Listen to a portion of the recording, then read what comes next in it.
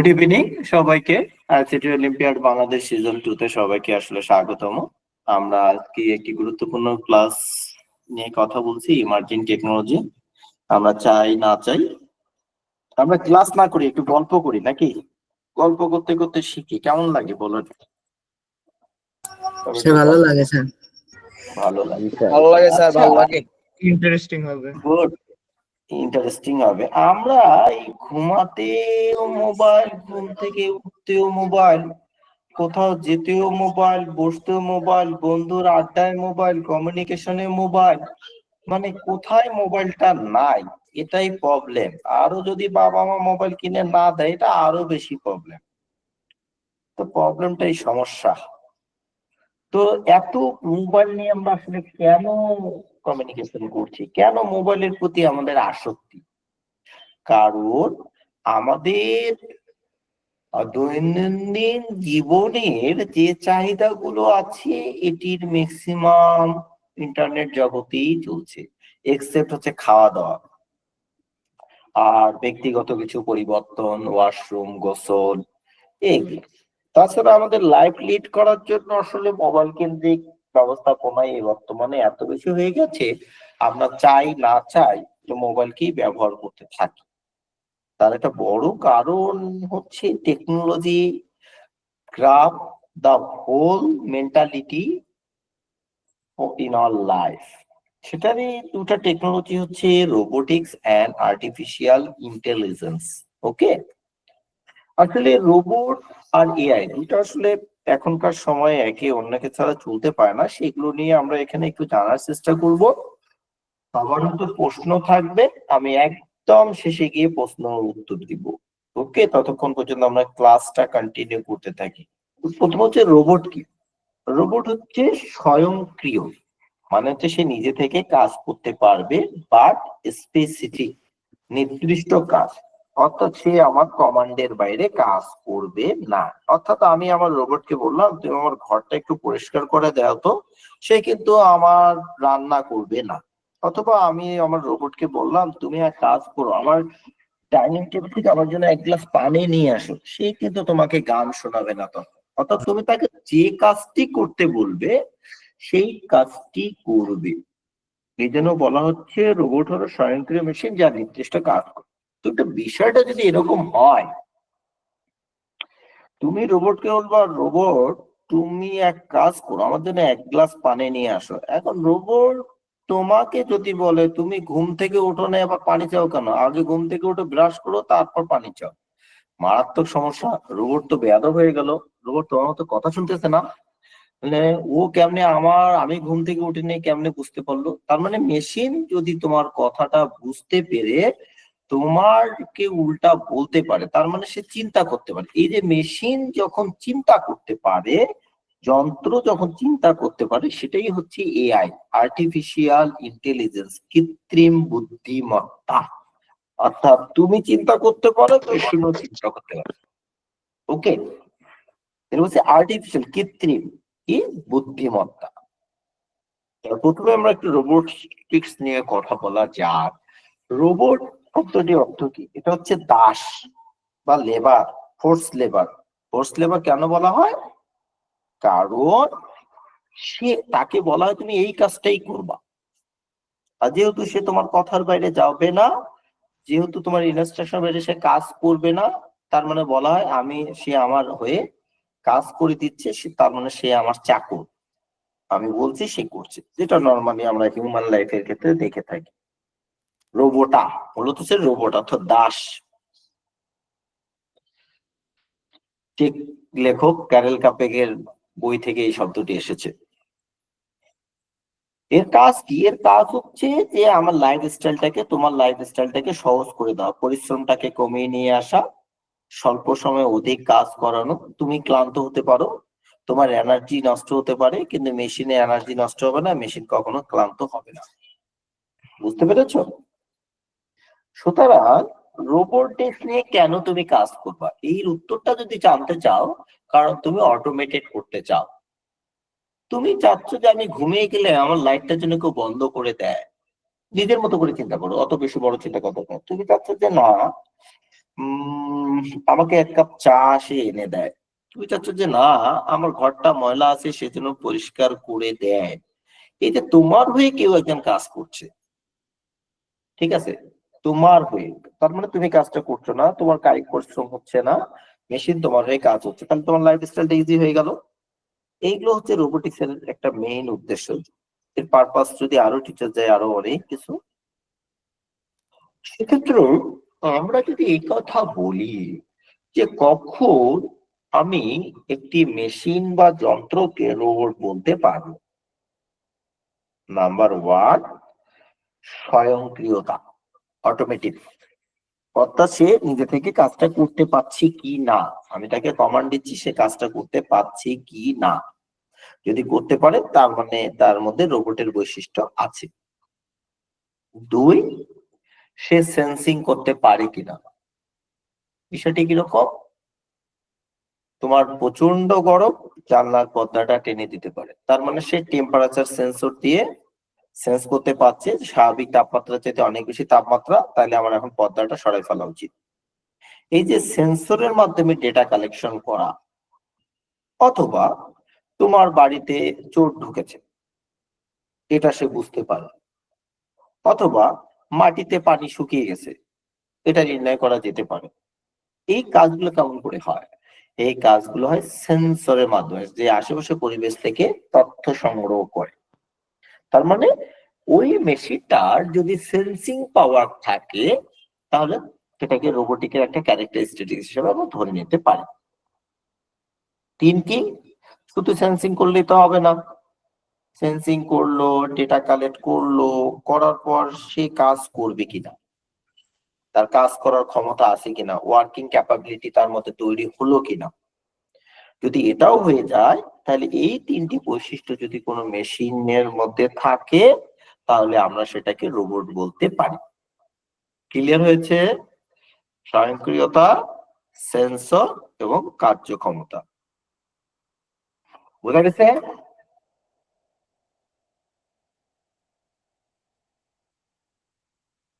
সবাই কি শুনতে পাচ্ছে আমার কথা? Yes, sir. Yes, sir. Yes, sir. Yes, sir. Very good.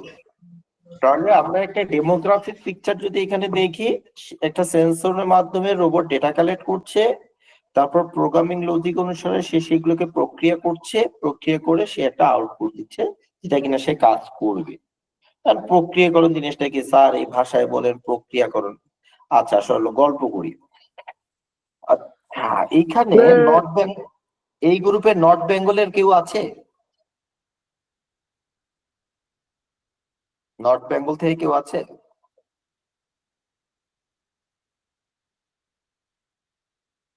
নেই। আচ্ছা যাই হোক, আমরা ধরো আমরা কি খাবো, ফ্রাইড রাইস খাবো, তাহলে ফ্রাইড রাইসটা আমাকে কি তৈরি করতে হবে না? ফ্রাইড রাইসটা কিভাবে তৈরি করব, আমার বিভিন্ন এলিমেন্টস লাগবে, রাইস লাগবে, তেল লাগবে, ইভেন আমার কিছু জ্বালানি লাগবে। এগুলো সমন্বয়ে জ্বালানির মাধ্যমে এগুলো গরম করে তার মেনু অনুসারে কোনটার পর কোনটা দিতে হবে, দেওয়া হয়ে একটা সার্টেন টাইম পর সে আমাকে ফ্রাইড রাইসটা দেবে। এই যে কাজটা হলো এটাই হচ্ছে প্রক্রিয়াকরণ, প্রসেসিং। তুমি মেশিনকে কাজ করতে বলো, কারণ মেশিন তোমার চেয়ে অনেক দ্রুত কাজ করতে পারে, এই জন্য তুমি না করে মেশিনকে বলো। মেশিন বলতে এখানে কম্পিউটার, মেশিন বলতে তোমার এখানে ল্যাপটপ ইত্যাদি হার্ডওয়্যারকে বোঝানো হচ্ছে। তাহলে আমি যদি বটম লাইনে দেখি, সে সেন্সিং এর মাধ্যমে ডেটা কালেক্ট করে, তারপর সেটাকে প্রসেস করে, প্রসেসরের মাধ্যমে সে আউটপুট প্রদান করে। ইন জেনারেল রোবট এইভাবে কাজ করে থাকে। এটা ইন ডিটেলসে আরো আছে, তোমাদের এতটুকু জানা প্রয়োজন। এই যে আমরা রোবট গুলো তৈরি করি, মোটা দাগে যদি বলা যায় যে কত ধরনের রোবট আছে, বিভিন্ন ধরনের রোবট আছে। একটা হচ্ছে ইন্ডাস্ট্রিয়াল রোবট, ধরো জার্মানিতে আমাদের যে অটোমোবাইল ইন্ডাস্ট্রিটি আছে বা গাড়ির যন্ত্রপাতি উৎপাদন এবং সংযোজন, বিশেষ করে মার্সিডিজ বেঞ্জ, ওকে, এই কারখানাটা পুরোটাই অটোমেটেড বাই রোবট। অর্থাৎ যন্ত্রপাতি উৎপাদন থেকে শুরু করে যন্ত্রপাতি সংযোজন করে একটা পূর্ণাঙ্গ গাড়িকে বের করে পুরোটাই রোবট করে। এই রোবট গুলোকে বলা হয় ইন্ডাস্ট্রিয়াল রোবট। ইভেন অ্যামাজনের ওয়্যার হাউস, অর্থাৎ অ্যামাজনের যে প্রোডাক্ট গুলো থাকে, এই প্রোডাক্ট গুলো জায়গা থেকে কালেক্ট করা, প্যাকেজিং করা, অ্যাড্রেসিং করা, তারপর ডেলিভার করা, পুরোটাই রোবট করে। ঠিক আছে, এগুলোকে বলা হয় ইন্ডাস্ট্রিয়াল রোবট। তোমরা যদি মাদারবোর্ডটা দেখো, মোবাইলের মাদারবোর্ড বা কম্পিউটারের মাদারবোর্ড দেখো, এত সূক্ষ্ম সূক্ষ্ম সার্কিট ডিজাইন করলো কে মানুষ? একদমই না, এটি করে রোবট। এটাকে আমরা বলি পিসিবি, প্রসেস কন্ট্রোল বোর্ড। আবার তুমি যদি চিন্তা করো যে না, আমার ঘরটা কেউ ঝাড়ু দিচ্ছে একটা যন্ত্র, আমার রান্না কেউ করে দিচ্ছে, আমার বইটা কেউ এনে দিচ্ছে, এদিকে বলা হয় সহকারী রোবট বা সার্ভিস রোবট। যেমন নেদারল্যান্ডে ফাস্টফুডের দোকানগুলোতে এখন রোবট ব্যবহৃত হয়। তারা শুধুমাত্র ফাস্টফুডে যে কাস্টমাররা আসে তাদেরকে খাদ্য সরবরাহ করে অর্ডার অনুসারে তা নয়, বরং বাসা থেকে যদি কেউ খাবার অর্ডার করে থাকে, রোবট নিজে থেকেই সে খাবারগুলো সংগ্রহ করে একদম লোকেশন অনুসারে সে ওই বাসায় খাবারগুলো পৌঁছে দিয়ে। সেটা নেদারল্যান্ডে আছে, এবং নেদারল্যান্ডে রোবটের একটা লেন তৈরি করা আছে। সাইকেলের যেমন মধ্যে লেন আছে, রোবটের একটা লেন আছে একটা শহরে। ওকে, আমি রিসেন্টলি দেখেছি, কান্ট্রির নামটা ভুলে গিয়েছি, একটা হোটেলে কাস্টমাররা গেল, তারা যে টেবিলটা বসলো সেটা একটা নট অনলি টেবিল, সেটা একটা সেন্সর টেবিল। সঙ্গে সঙ্গে সেন্সর টেবিল কাস্টমারদেরকে বললো যে আমি তোমাদেরকে কিভাবে সাহায্য করতে পারি, তোমরা কি খেতে এসেছো? যদি বলো যে হ্যাঁ, তখন সেই মেনুটা রিপ্রেজেন্ট করে, এবং ওই মেনুগুলোর কোনটার কি আউটপুট, খেলে কি হবে, কোনো ক্ষতিকর বিষয় আছে কিনা, এগুলো ডেসক্রিপশন করে সেই কাস্টমারকে ফোকাস করে। কাস্টমার ওই টেবিলেই তার সেন্সরের মাধ্যমে টাচ স্ক্রিন যেহেতু অর্ডার করে ফেললো, অটোমেটিকলি অর্ডারটা চলে গেল তার ফুড প্রসেসিং এর জায়গায়। ফুড প্রসেসিং যেহেতু হিউম্যান করে থাকে, হিউম্যান করে দিয়ে খাবারটা, ওখানে রোবট দাঁড়িয়ে আছে, খাবারটা নিল, ওই রোবটই আবার সেই খাবারটা সার্ভ করলো। দেখো, এই ধরনের রোবট গুলোকে বলা হয় সার্ভিস রোবট। এবং 2030-35 সাল নাগাদ তুমি হয়তো কাজের লোকের প্রয়োজন হবে না, তুমি এসব সার্ভিস রোবট নিয়ে বাসায় সব কাজ করতে পারবে। ইভেন কাপড় কাচা থেকে শুরু করে সার্জারি করা শুরু করে তো এগুলো শুরু হয়ে গেছে। ওকে, আর মহাকাশে বা স্পেসে যদি নতুন নতুন কাজ করতে হয়, তখন হিউম্যানদের পক্ষে এটি করা খুব টাফ। ধরো চাঁদে কাউকে নাও, বা এখানে হিউম্যানের চাইতে রোবট এর এফিসিয়েন্সি অনেক হাই। ওকে, কারণ রোবটের তো আর অক্সিজেনের প্রয়োজন হচ্ছে না, যেখানে মানুষের অক্সিজেন, কিন্তু মহাকাশে তো অক্সিজেন একটা ইস্যু আছে। তাহলে দেখো মানুষ কত স্মার্ট হয়ে গেছে, সেখানে যন্ত্রকে পাঠিয়ে দিয়ে যন্ত্রের মাধ্যমে ডেটাটা কালেক্ট করছে, ছবি তুলছে, ছবি আবার পৃথিবীতে এসে মানুষ এগুলোকে অ্যানালাইসিস করছে। এগুলো রিসার্চ রোবট বলা যেতে পারে। ওকে, সার্জিক্যাল রোবট আছে, তারপর টকিং রোবট আছে, প্রচুর রোবট। তো রোবটের ক্লাসিফিকেশন যদি মোটা থেকে বলি, এরকম তোমাদের একটা লেকচার শিট দেওয়া আছে, সেখানে আরো কিছু উদাহরণ দেখতে পারবা। তো তুমি যদি আসলে একটু চিন্তা করে পড়ো তাহলে জিনিসগুলো ইজি, আদারওয়াইজ মনে হবে জাস্ট এগুলো যে ক্লান্তি মনে হবে। কথাগুলো বললাম একটু আগে, তোমরা যদি এই ছবিটা দেখো, দেখো জার্মানিতে গাড়ির ইন্ডাস্ট্রি গুলোতে গাড়িতে সংযোজন করছে কি? রোবট। মাঝখানে ছবিটা দেখো, সার্জারি করছে রোবট। এবং এই সার্জিক্যাল রোবটের সংখ্যা দিন দিন এত বেশি বৃদ্ধি পাচ্ছে যে মানুষ আর কিছুদিন পরে বলবে যে না, আমার অমুক রোবট ডক্টরকে দরকার। ওকে, অমুক রোবট ডক্টরের মাধ্যমে আমি সার্জারি করবো।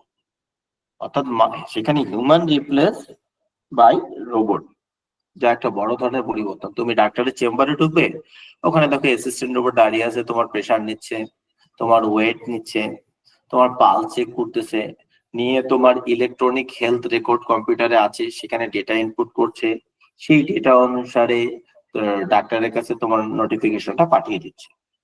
অর্থাৎ আমরা যদি দেখি স্বাস্থ্য সেবার ক্ষেত্রে মানে খুব এমার্জিং ইউজেস হচ্ছে রোবট। অলরেডি তো চোখের অপারেশন গুলো উন্নত কান্ট্রি গুলোতে রোবটই করে থাকে। আর আমি একটু আগে যে আলোচনাগুলো করতেছিলাম যে বাড়িতে আসলে ব্যাপক হারে শুরু হবে। ওকে, গৃহস্থলে কাজ করা, রান্না করা, টেবিল গোছানো, কাপড় গোছা ইত্যাদি আর কি, তুমি যতগুলো ফাংশন ডেভেলপ করাতে পারো। অ্যামাজনে এরকম কিছু রোবট অলরেডি কিনতে পাওয়া যাচ্ছে। অর্থাৎ আমরা চাই না চাই এগুলো আমাদের জায়গা দখল করছে।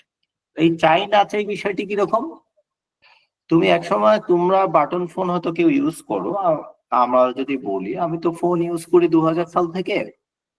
তো 2000 সালে আমি ফোন ইউজ করতাম বাটন ফোন, এখন আমি ইউজ করি স্মার্টফোন। কারণ কি? আমার শখ হয়েছে? না, আমার বর্তমান টেকনোলজি আমাকে ডিমান্ড করছে যে তুমি এরকম স্মার্টফোন ইউজ করলে তুমি এই ফ্যাসিলিটি গুলো পাবে, কারণ বর্তমান দুনিয়ায় এইগুলোর মাধ্যমে সব চলছে।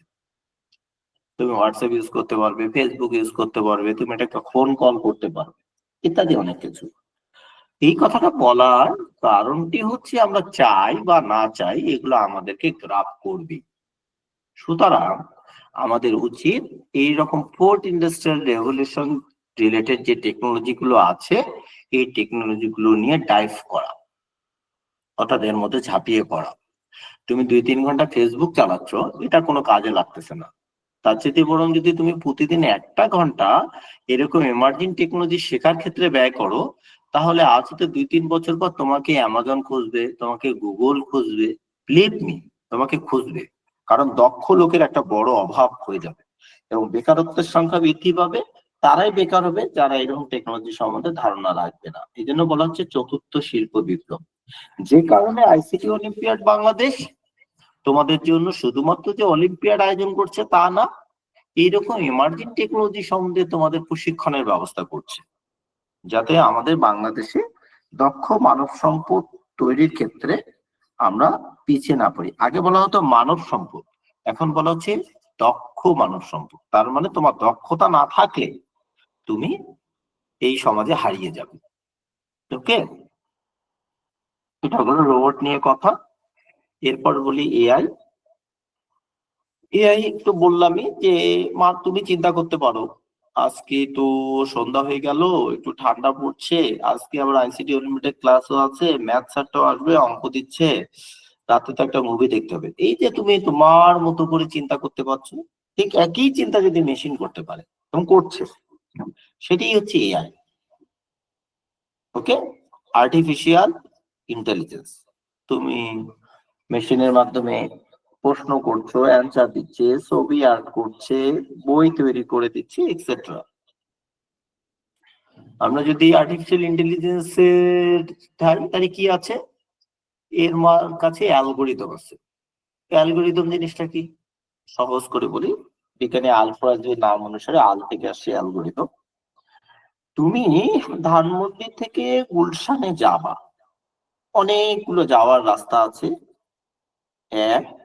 অনেক ভাবে যাওয়ার পদ্ধতি আছে। বাসে যেতে পারো, অটোতে যেতে পারো, উবারে যেতে পারো, ঠিক আছে, হেঁটে যেতে পারো, সাইকেলে যেতে পারো। কিন্তু তুমি ধানমন্ডি থেকে গুলশানে এই যে কে কত ভাবে কত এফিশিয়েন্ট ওয়েতে তুমি পৌঁছাতে পারলা বা কে পৌঁছাতে পারলো, এটাই অ্যালগোরিদম। অর্থাৎ তুমি কিভাবে কাজটা করলা, ঠিক আছে। এইরকম তোমার ডেটা নিয়ে মেশিন কিভাবে কাজ করে, তাহলে মেশিনের মধ্যে অ্যালগোরিদম আছে। আর এটা হচ্ছে মেশিন লার্নিং, তার ভিতরে আছে ডিপ লার্নিং। ওকে, তো এআই এর একদম যদি ভিতরের পার্ট ধরো মেশিন লার্নিং, তার চেয়ে ভিতরের পার্ট ধরো ডিপ লার্নিং। তো প্রত্যেকটা লেয়ারের আসলে বিভিন্ন ধরনের আউটপুট আছে, এটা তোমরা যখন স্টাডি করবে আরো বেশি ডিটেলস আস্তে আস্তে জানতে পারবে।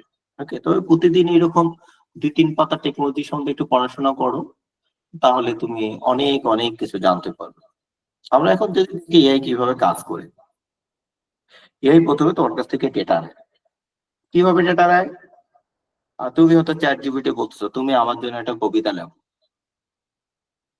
তুমি বলতেছো না না তুমি আমার জন্য এমন একটা কবিতা লেখো যেখানে আবেগ আছে। তুমি বলতেছো যে না তুমি আমার জন্য একটা আবেগের কবিতা লেখো যেখানে শব্দগুলো আহ খুব বেশি ন্যাচারাল হবে। তুমি বলতেছো যে না তুমি আমার জন্য একটা আবেগী কবিতা লেখো যেখানে স্বাভাবিক ভাষা থাকবে কিন্তু অনেকগুলো চরিত্র থাকবে কবিতার মধ্যে। এই যে তুমি বিভিন্ন ভাবে মেশিনকে বলছো, মেশিন আসলে তোমার কাছে ডেটাটা কালেক্ট করতেছে, এটাকে বলা হয় তথ্য সংগ্রহ। তোমার কাছ থেকে নিল, তোমার কাছে তথ্য নিয়ে তার যে অ্যালগোরিদম বা সমাধান করার প্রক্রিয়াগুলো আছে, সে এই অনুসারে লার্ন করে, শেখে। এবং এই শেখার ক্ষেত্রে তার কাছে যদি কখনো মনে হয় সে আগে থেকে যা শিখছে সেটার চাইতে এটি উন্নত, তাহলে আগের ডেটাগুলোকে সে বাদ দিবে। এই জন্য বলা হয় মেশিন লার্নিং, সে শিখে। আর্টিফিশিয়াল ইন্টেলিজেন্সের যে মডেলিং গুলো আছে, এই অ্যালগোরিদমের মাধ্যমে সে লার্ন করে, সে নতুন নতুন ভাবে লার্ন করে। লার্ন করার পর সে একটা রেজাল্ট তৈরি করে। এই রেজাল্টটা তোমার মনপুত হলো না, কিরকম? বলা হলো যে না, আমার এই কবিতাটা পছন্দ হলো না, তুমি আরেকটু ভালোভাবে বলো। এটা বলছে যে আউটপুটের কার্যকারিতা মূল্যায়ন।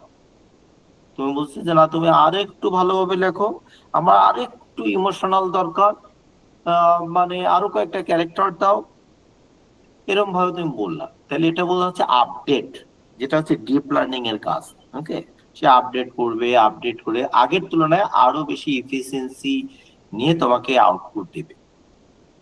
অর্থাৎ তুমি যদি সহজ করে চিন্তা করো, তোমাকে আমি বললাম এখানে যদি বলি সিয়াম, সিয়ামের কথা বলি, সিয়াম তুমি কাজ করো, তোমার তো ক্লাস শুরু হয়েছে, তুমি স্কুলে ঠিক মতো আসছো। সিয়াম এখন চিন্তা করছে, আমি যদি স্কুলে ঠিক মতো যাচ্ছি কিনা, এটা কি স্যার আসলে জানে কিনা। স্যার যদি জানে তাহলে তো সমস্যা, আর না জানলে আমি একটা কথা বলে ফেলবো। তুমি চিন্তা করো, তুমি এই যে চিন্তা ভাবনাটুকু করছো বিভিন্ন অ্যাঙ্গেল থেকে, মেশিন ঠিক একই ভাবে কাজ করে। এখন বলছো কালকে যে তুমি স্কুলে গেছিলা, তাহলে কি তোমার শফিকের সঙ্গে দেখা হয়েছে? তার মানে নতুন একটা ক্যারেক্টার চলে আসলো, শফিক। তাহলে তো এটাকে আবার ম্যাচ করাতে হবে আমার সাথে, শফিক তো আমার ক্লাসমেট। তাহলে নতুন একটা তথ্য পেলাম, শফিক। হ্যাঁ, শফিককে নিয়ে তাহলে কি বলা যায়? স্যার, আমার সাথে শফিকের দেখা হয়েছিল, শফিক তো আমাকে একটা ফোনও দিয়েছিল, পরবর্তীতে ক্লাস নোটটা আমি যে ক্লাসটা করলাম এটা দিতে। হতে পারে সেটা চাপা, বা হতে পারে কোনো কিছু। এই যে নতুন একটা তথ্য হলো, সেটাকে তুমি তোমার আগের তথ্যের সাথে কিভাবে ইনকর্পোরেট করলাম, এটাকে বলা শেখার আপডেট। আমি সহজ করে বললাম আর কি, ঠিক আছে? এইভাবে মেশিন ট্রেন হয়।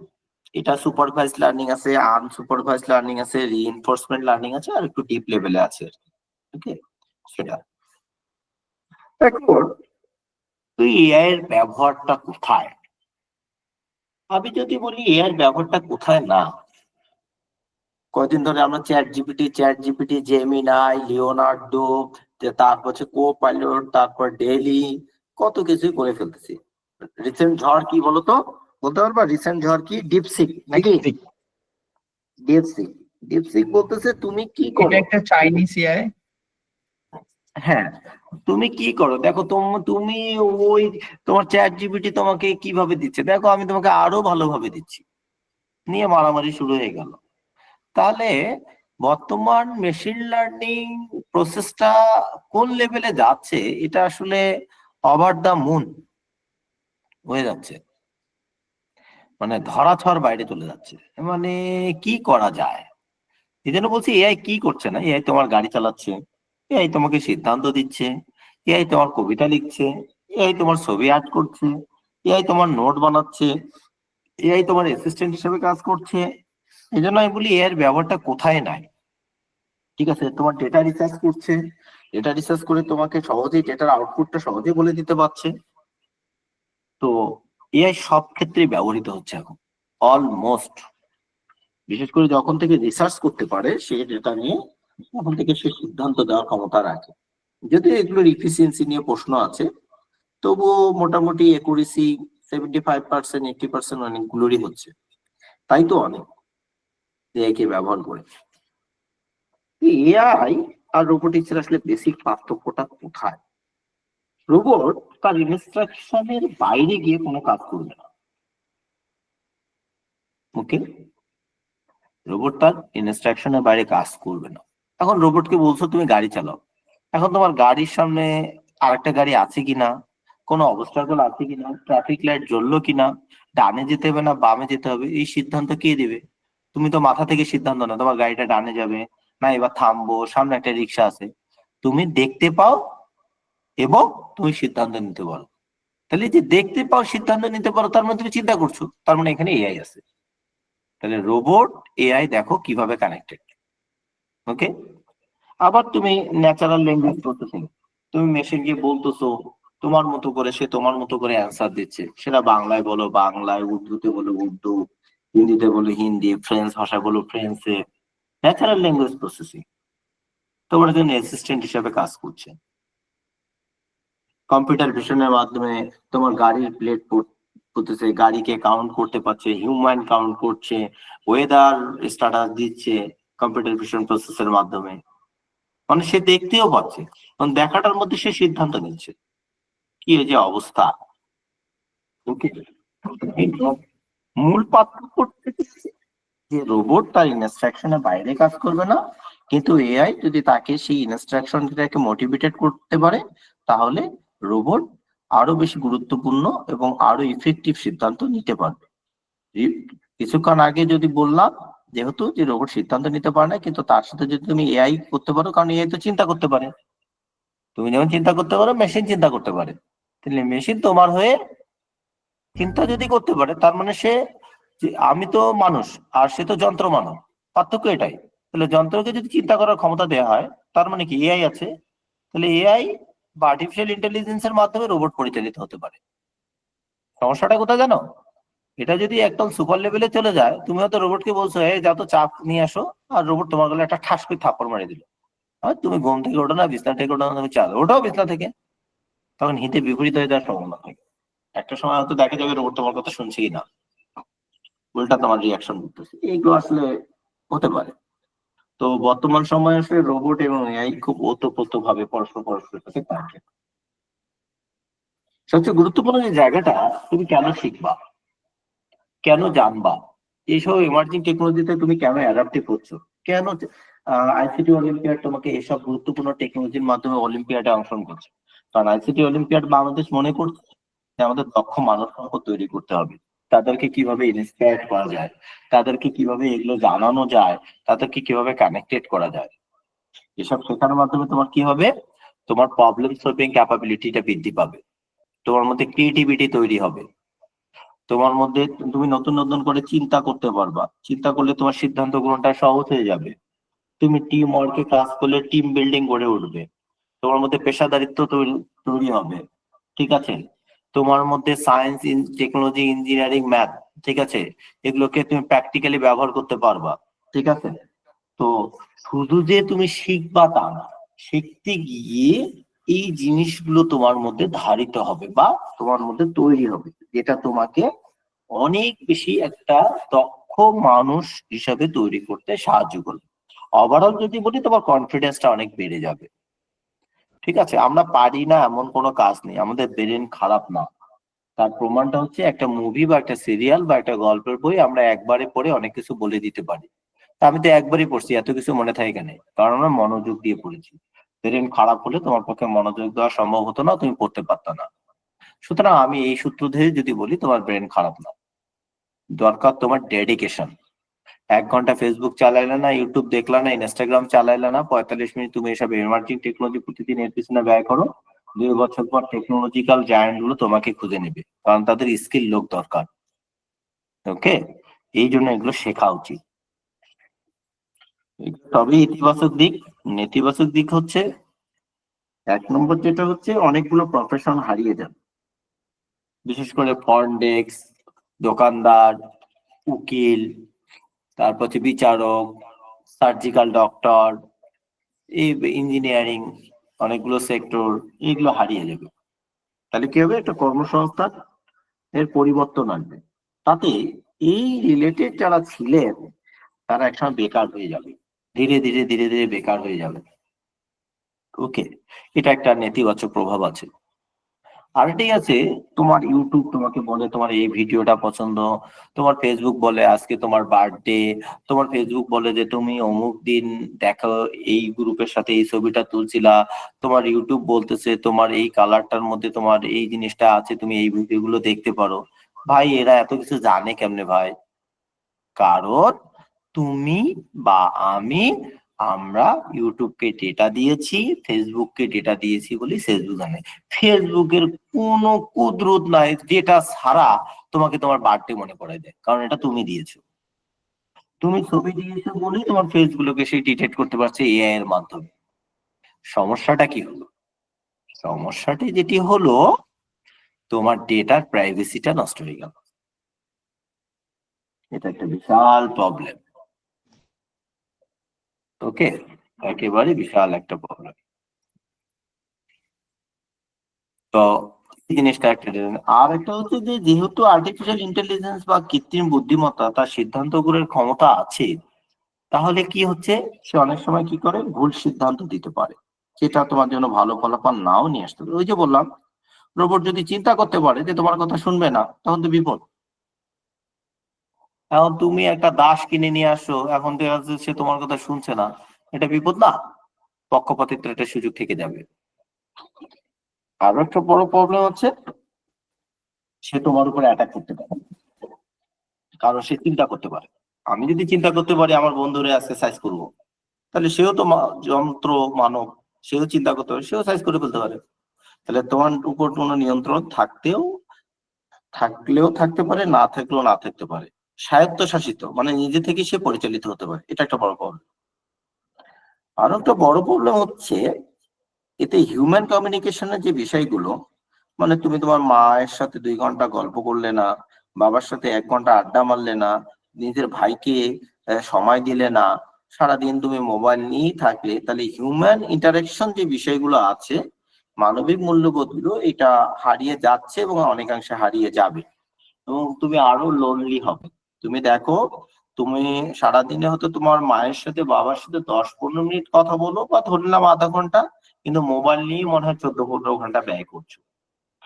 এটা আসলে আমরা অভ্যস্ত হয়ে গেছি, কারণ টেকনোলজি আমাদেরকে গ্রাব করেছে। সমস্যাটা যেটা হয়েছে, আমাদের মানবিক মূল্যবোধ গুলো কমে গিয়েছে। আমরা এখন ইমোশন তেমন একটা কাজ করে না, এবং আজকে যদি ফেসবুক 7 দিন বন্ধ থাকে, আমাদের না খাওয়া হারাম হয়ে যায়, এরকম একটা অবস্থা তৈরি হয়েছে, কারণ টেকনোলজি আমাদেরকে এতটাই গ্রাব করেছে। এগুলো নেতিবাচক প্রভাব। ওকে, তো এনিওয়ে, ওভারঅল আসলে টেকনোলজি আমাদের মধ্যে আছে, টেকনোলজি আমাদেরকে নিয়ে কাজ করবে, আমরা টেকনোলজির সাথে থাকবো। ঠিক আছে, দুটো এমার্জিং টেকনোলজি তোমাদের শেখা উচিত। আমি বলিনি শিখলে ভালো, আমি বলছি শেখা উচিত, তার মানে এটা কম্পালসারি। আদারওয়াইজ সামনের দিনগুলোতে তোমার পথ চলা খুবই খুবই খুবই অসুবিধা হয়ে যাবে। তবে এটা বড় বিষয় যে তোমার এর ভালোটা নিতে হবে, নেগেটিভটা নয়। ওকে, এনিওয়ে, তো আমাদের এখন আমরা আসলে একটু কোশ্চেনে যাব। আমার স্টুডেন্টরা, তোমরা যারা আছো, তোমরা কোশ্চেন করতে পারো, আমি এক এক করে অ্যান্সার দিই। ওকে, এই রিলেটেড। আজিজুল হাকিম, হ্যাঁ, প্রশ্ন করতে পারো।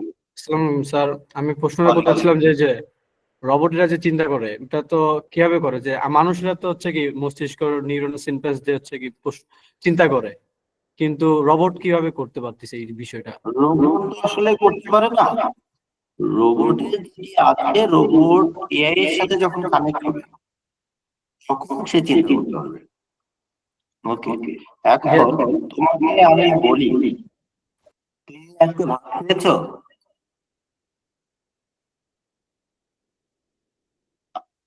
আমি প্রশ্ন করেছি, তুমি কি আজকে ভাত খেয়েছো? হ্যালো,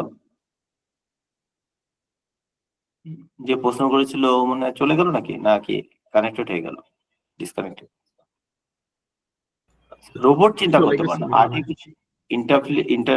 আর্টিফিশিয়াল ইন্টেলিজেন্সের মাধ্যমে তার মধ্যে চিন্তা করার ক্ষমতা তৈরি হয়ে যায়। আচ্ছা, যাই হোক, আমরা পরের প্রশ্নে যাই। পরে কারা কোশ্চেন করবে? সাদিয়া আফরিন হাত তুলে বসে আছে, সাদিয়া আফরিন কোশ্চেন করতে পারে। জি স্যার, আমার কোশ্চেনটা হলো স্যার অ্যালগরিদম জিনিসটা যদি একটু বুঝাই দিতেন। আচ্ছা মা, ফাইন। মা, তুমি কোন ক্লাসে পড়ো মা? Class 10, very good. তোমার স্কুলের নাম? Milestone college, milestone class. কোন ব্রাঞ্চ, মোহাম্মদপুর নাকি উত্তরা? দিয়াবাড়ি ব্রাঞ্চ। দিয়াবাড়ি ব্রাঞ্চ। আর তুমি থাকো কোথায় মা? উত্তরা, উত্তরা কত নম্বর সেক্টর? 14 নম্বর। তুমি কিভাবে কলেজে যাও, স্কুলে যাও? স্কুল বাসে করে। স্কুল বাসে যে করে যাও, স্কুল বাসটা কোন রাস্তা দিয়ে যায়?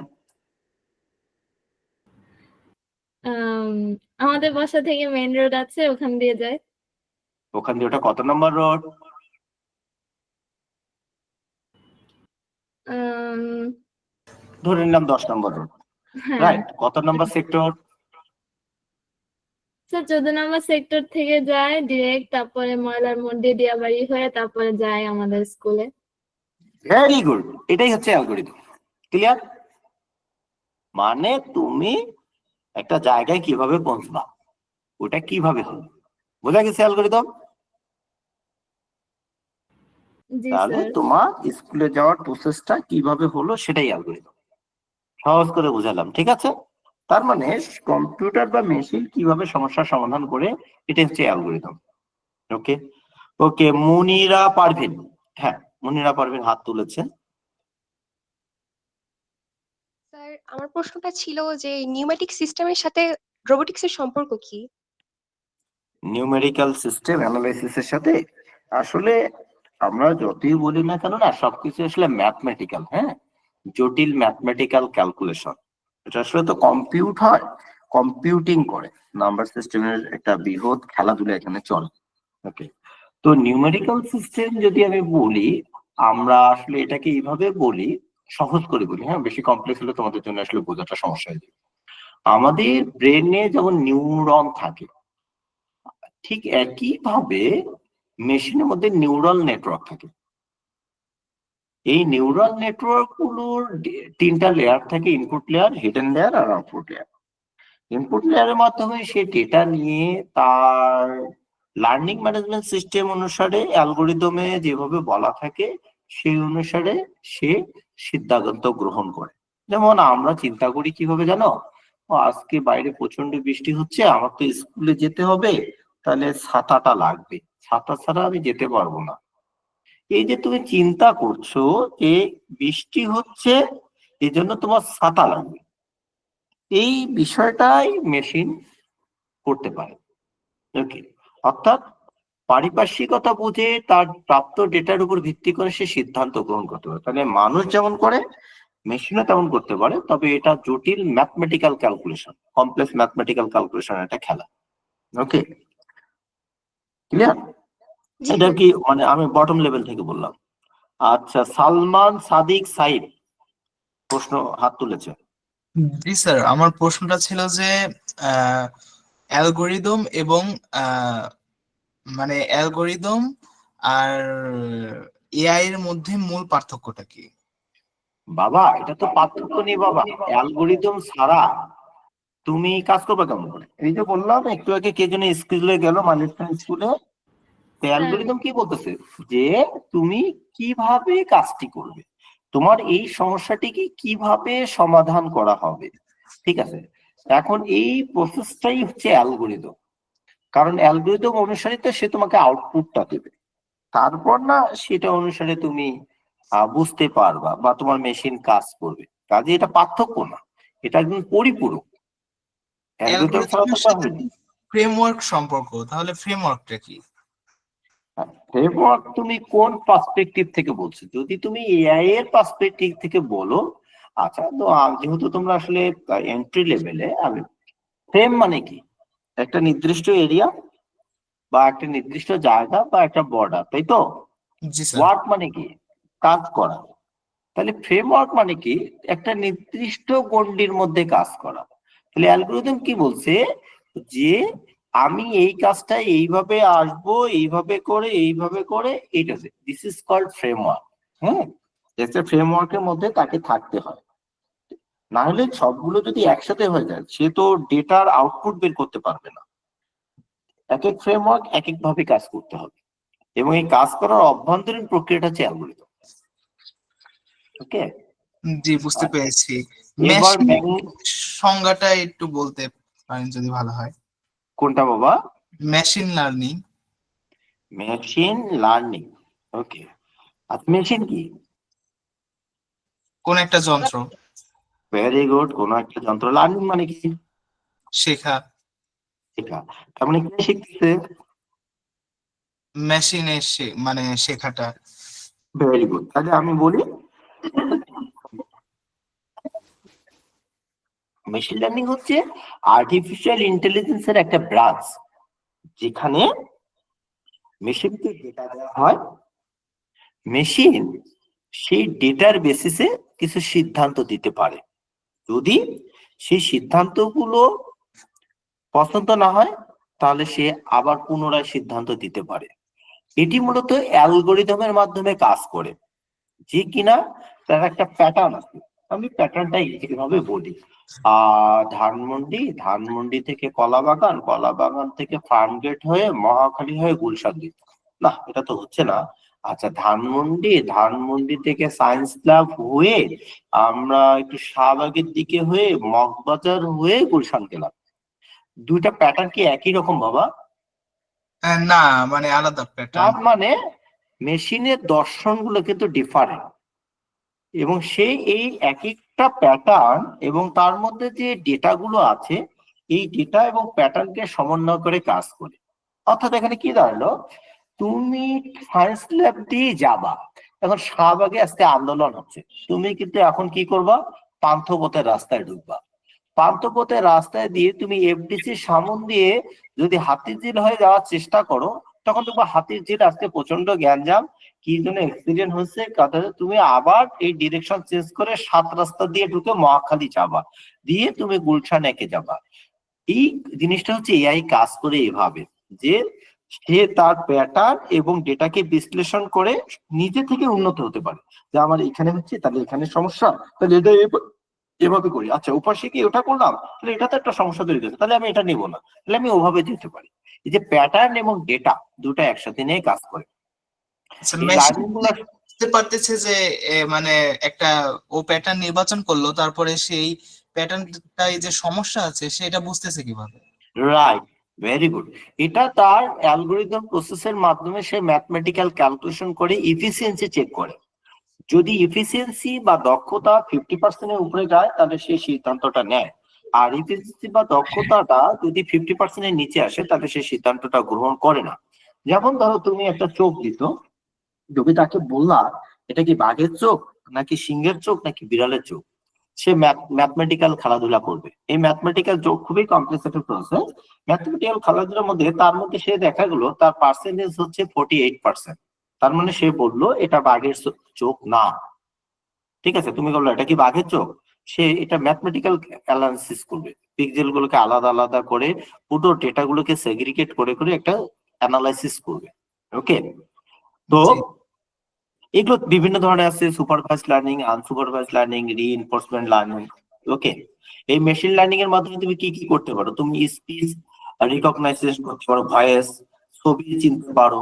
ওকে, তুমি ইউটিউব যেটা চালে, ইউটিউব যে রিকমেন্ডেশন গুলো দেয় বা নেটফ্লিক্স যে রিকমেন্ডেশন গুলো দেয়, এগুলো সবই মেশিন লার্নিং।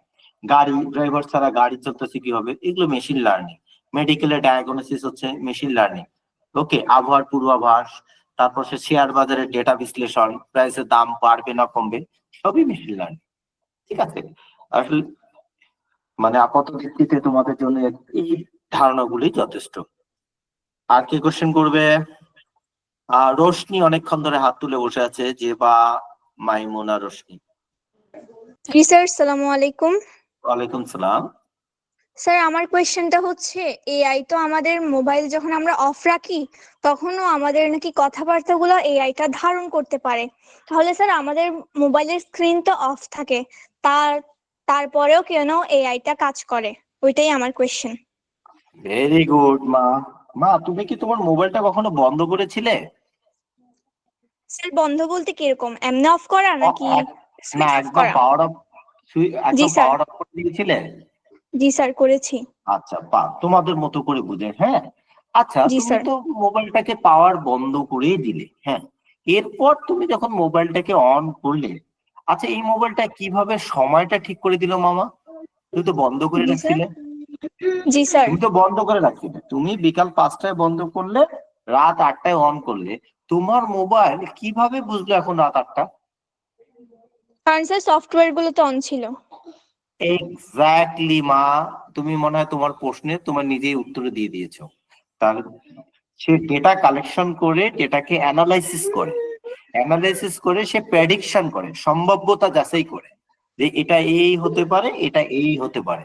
এই জন্য তো সে চিন্তা করতে পারে, যার ফলে তুমি যখন মোবাইলটাকে আবার অন করছো, সে অনকৃত সময় এবং বন্ধকৃত সময়ের মধ্যে সমন্বয় করে ডেটাগুলোকে অ্যানালাইসিস করে তোমার সিদ্ধান্ত দেয়। সেই সিদ্ধান্তগুলোকে আমরা বলি যে সে কেমনে বুঝলো, সেটা হলো কেন, সেটা হলো কেন, এইভাবে। ঠিক আছে, মোবাইল যদি বন্ধই করে ফেললে তাহলে মোবাইল তো বন্ধই থাকার কথা ছিল, ঘড়ি কেমনে ঠিক চলবে? জি স্যার। রাইট কিনা? এটা জি হচ্ছে স্যার। সহজ উত্তর। ডিপলি বললে স্যার তোমার জন্য আরেকটা একটু অসুবিধা। হ্যাঁ মা স্যার বলো, অবশ্যই বলো। স্যার আমরা যে দৈনন্দিন মোবাইলটা পাশে রেখে কথা বলি, মানে আমি যদি অন্য কোনো ব্যক্তির সাথেও কথা বলি তাহলে এআই আমাদের কথাটা শুনতে পায়, এটা কি সত্য? সত্য, বর্তমান সময়ে সত্য। Thank you sir. কারণ রিইনফোর্সমেন্ট লার্নিং একটা ভয়ঙ্কর অবস্থার মধ্যে দিয়ে আছে এবং নতুন নতুন সিদ্ধান্ত দিতে পারছে। ঠিক আছে, জি তো স্যার। আমার সুজন চাকমা অনেকক্ষণ ধরে হাত তুলে বসে আছে, আমরা একটু তার কাছে যাই। চলে গেছে। আচ্ছা, এখানে আসওয়াদ আবরার অনেকক্ষণ ধরে হাত তুলে বসে আছে। আসসালামু আলাইকুম স্যার, আমার একটা প্রশ্ন ছিল হ্যাঁ, যে রোবটসরা যেমন তাদের ডেইলি অ্যাক্টিভিটিস গুলো কন্ডাক্ট করে, যেমন হাউস হোল্ড অথবা মেডিকেল যেখানেই হোক, তো Okay. তারা কি স্যার কোন একটা ফ্লো চার্ট মেনটেন করে যেটার মধ্যে ডেফিনেটলি ডেফিনেটলি ফ্লো চার্টই মেনটেন করে। কারণ কোনো একটা সিস্টেম ডিজাইন করার পূর্ব শর্ত হচ্ছে ফ্লো চার্ট করা, ফ্লো চার্ট অ্যান্ড অ্যালগরিদম। হ্যাঁ, মানে এটা তো আসলে তুমি ডিজাইন করে দিচ্ছ, তুমি রোবটকে বলতেছো তুমি এইভাবে কাজ করবে। ওকে, এইভাবে সারা কাজ করবে না। আমি যদি তোমাদেরকে একটু শেয়ার করি, তোমরা যারা রোবোটিক শিখতে চাও, এটার সাথে একটু রিলেটেড উত্তরটার সাথে ইন্টার স্ক্রিনটা দিই। আচ্ছা, তোমরা দেখতে পাচ্ছ আমি একটা সাইডে গিয়েছি, টিঙ্কার ক্যাট, দেখতে পাচ্ছ? জি স্যার।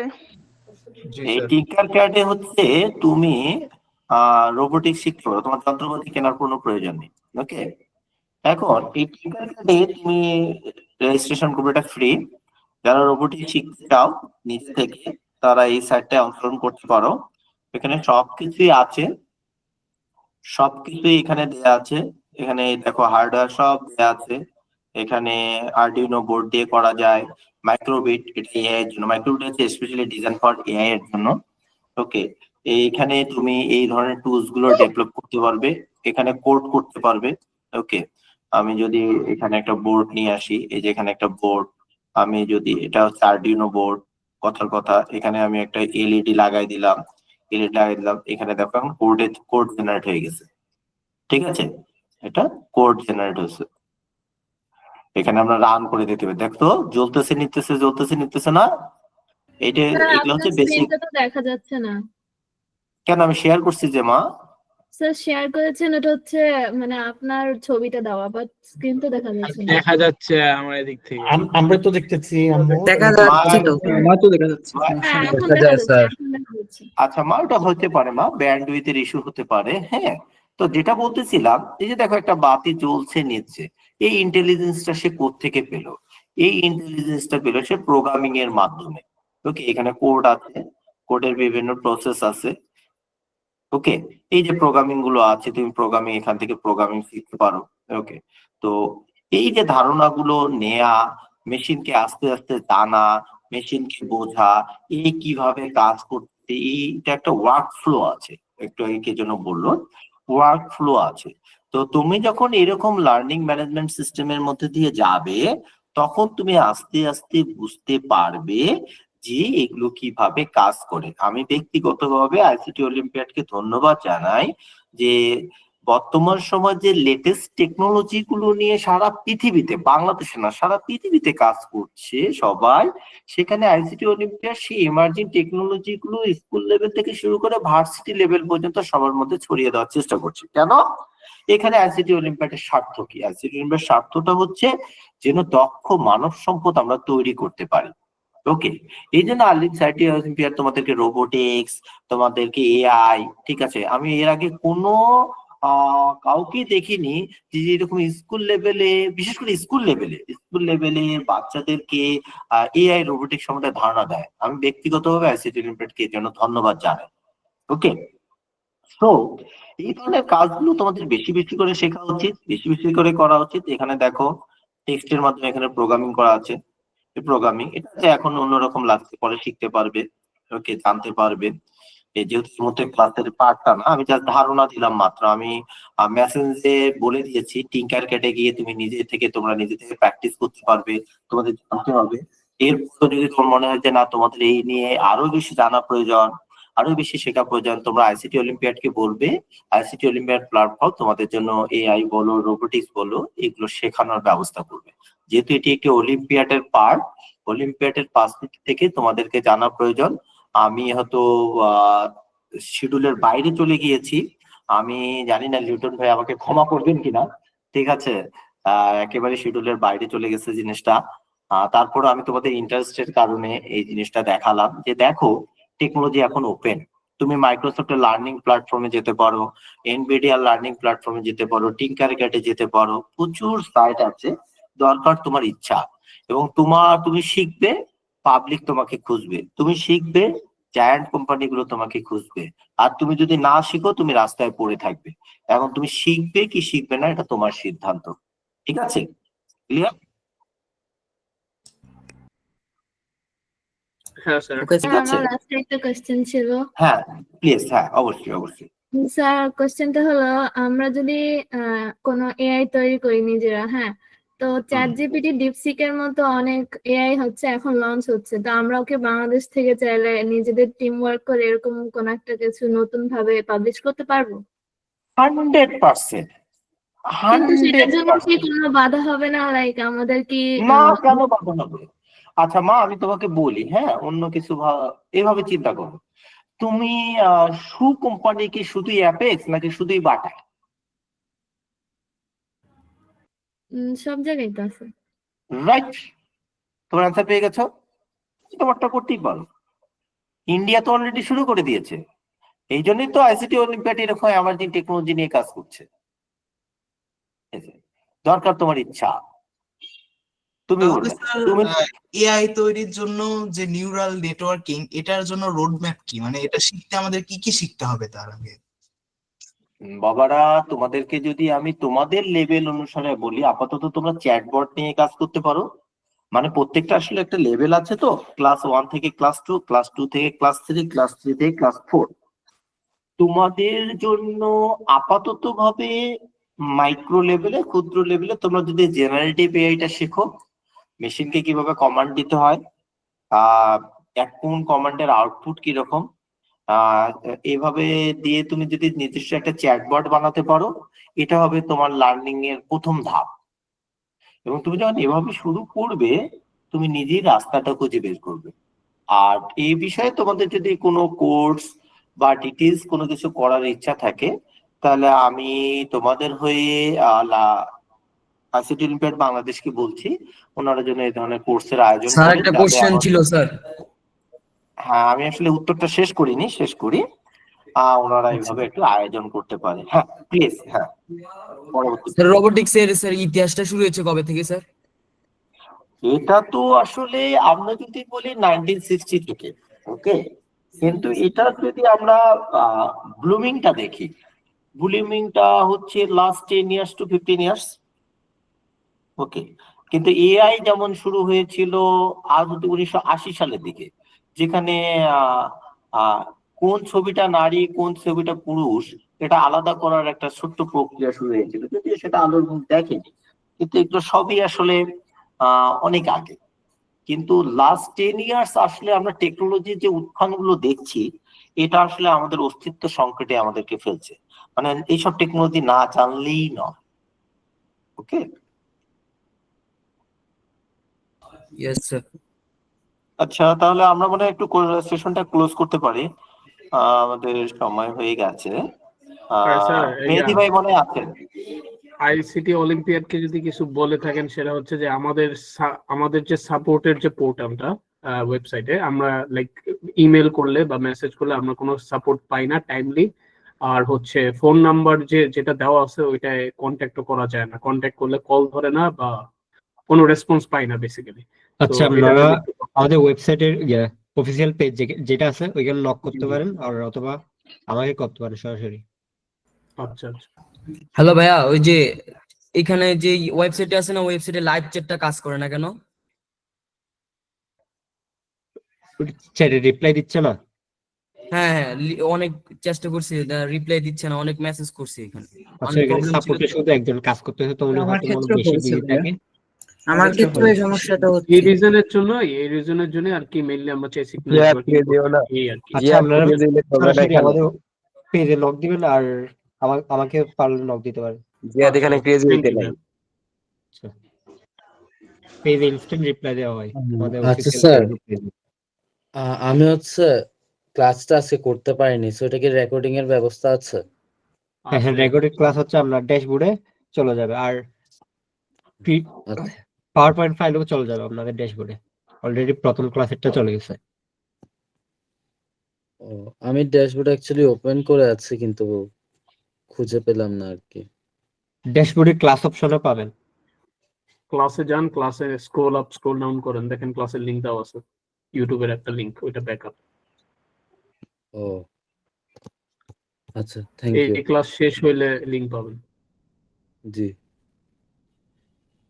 আচ্ছা, আর কারো কোনো কোয়েশ্চেন্স আছে? না না ভাইয়া, থ্যাংক ইউ। আচ্ছা, ধন্যবাদ সবাইকে। আসসালামু আলাইকুম।